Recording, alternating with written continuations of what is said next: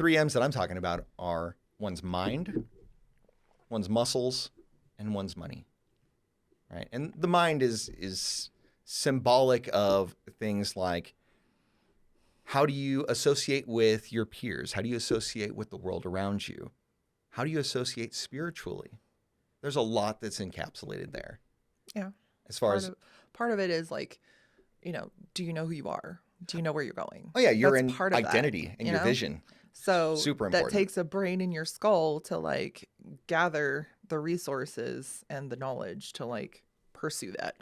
Right. I always knew I wasn't going to marry no idiot. Right. And it's important to know where you're going, but a lot of people don't know how to get to where they want to be.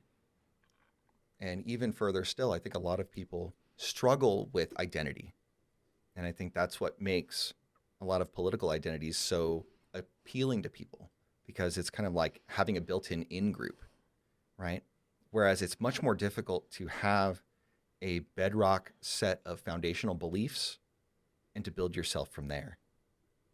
It's a lot easier to go with the crowd than to make something from scratch. Also, you don't have to think about who you are and where you want to go and all that stuff. It's already done for you. And you just follow like the other ants down the road.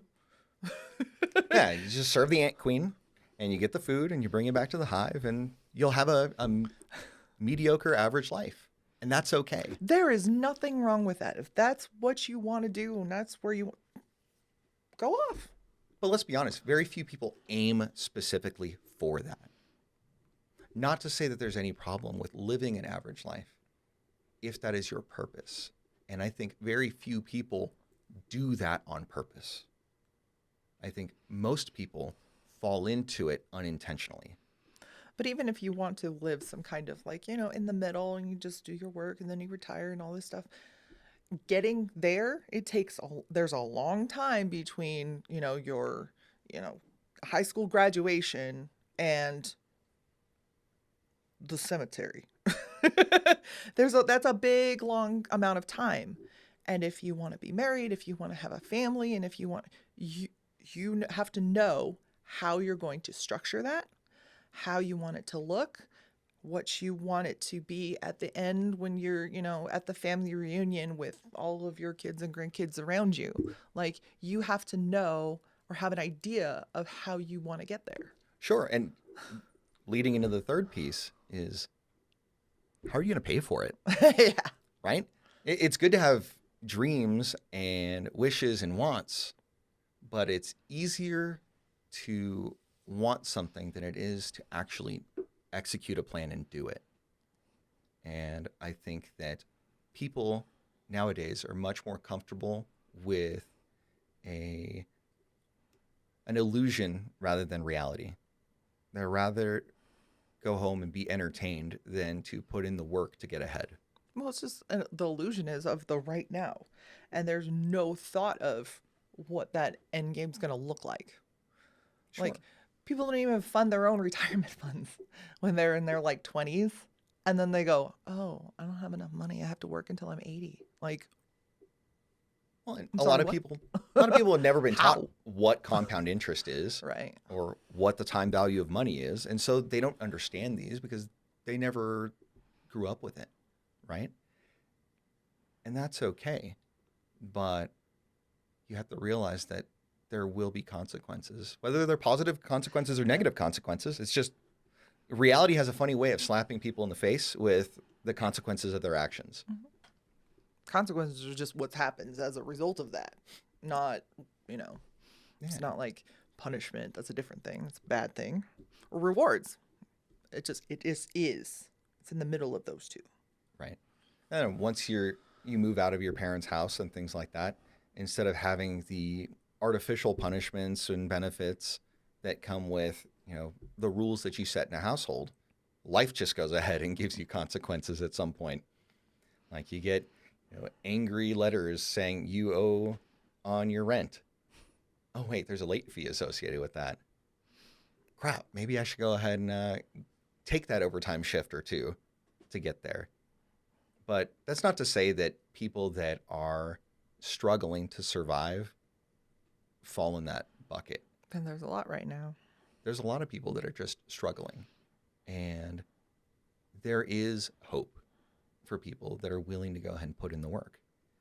But I think a lot of people just want to listen to that and then disregard it as some kind of boomer advice rather than take the time and analyze it and say, how do I get better compensated? How do I save for retirement? What mechanisms are there? What levers can I pull?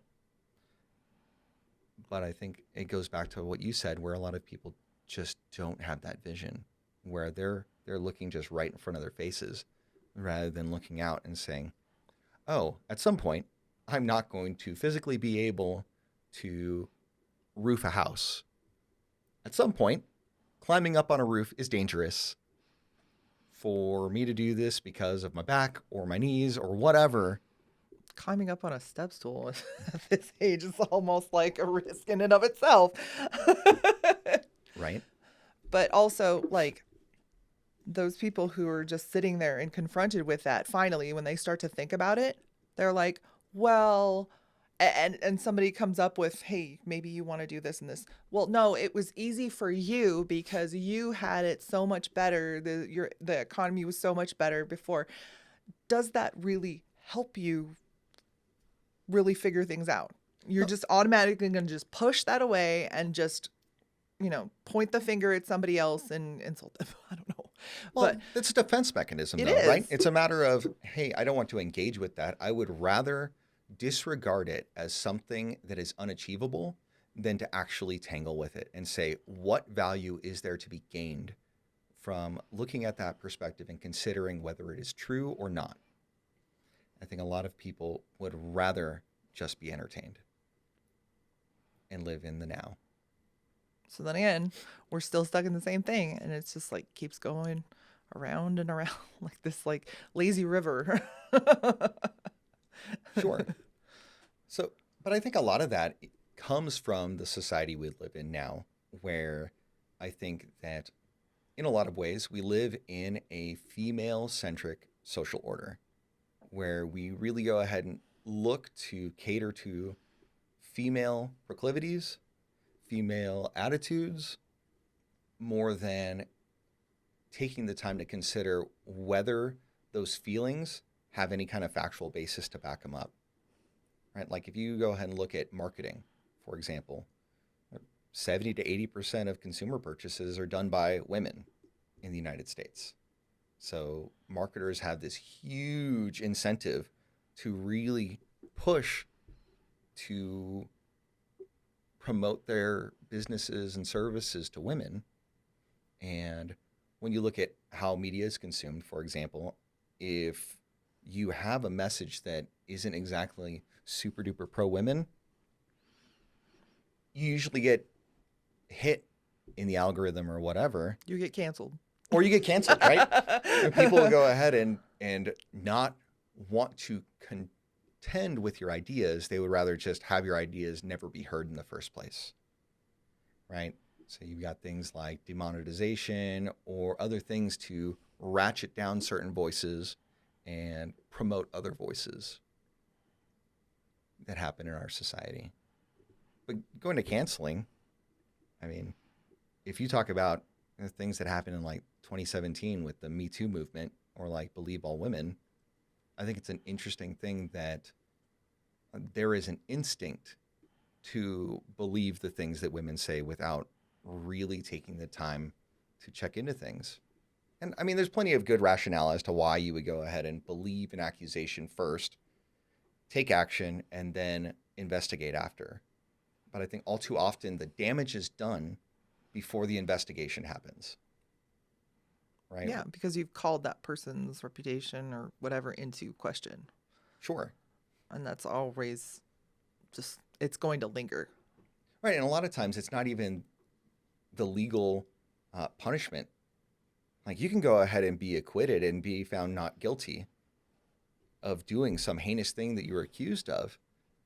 And the punishment is the process, right? The fact that you've gone through and had your reputation savaged without any recourse. right? Because it is very rare for someone that has made a false accusation to face anywhere near the level of punishment of the person who, if they were found guilty of the thing they were accused of, would face.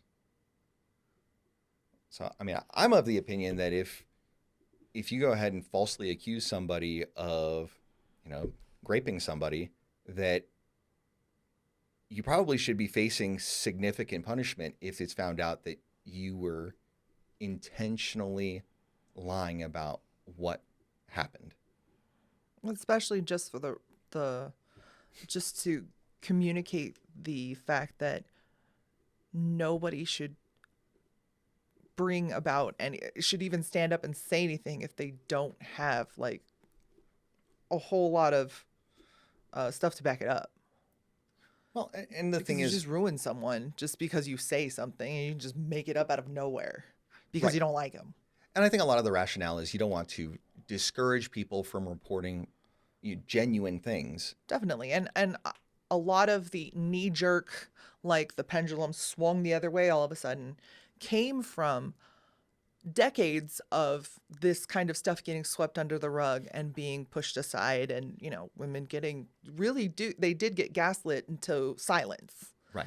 And that is the whole thing. Like, we're not discounting any of that. No, and I think that But now, punishments should fit the crime, Yeah. and if you did the crime, you should do the time. definitely. Absolutely. But now, like, the pendulum swung the other way. It's like, believe all women. It's like, no, that's probably not the best either. I've always taught kids, and I love that I've at least in 30 weeks like drilled that into 8th graders, that it's like, we don't live in the world of black and white. We don't live into the world of either or. Right.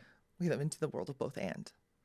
And I Sure. love that they've really taken to that, these on the cusp of like being able to rationally think through things. It's almost like water in the desert. They're like, yes, we need that. Sure. But you know what? A lot of times that doesn't make a great story. No, it doesn't. Right? No. So a lot of people would rather be entertained by a story that Again. is false and to go ahead and like enjoy the piranha frenzy of, hating on somebody for something, regardless of whether or not it's true.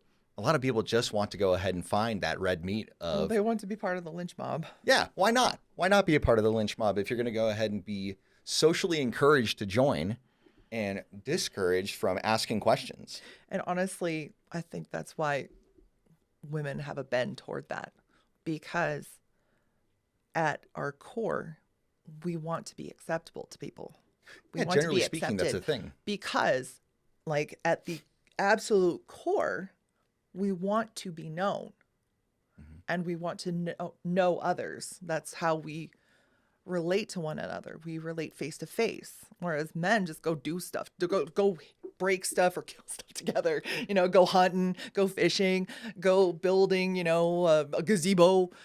Stuff like that. Like that's how they go play video games together.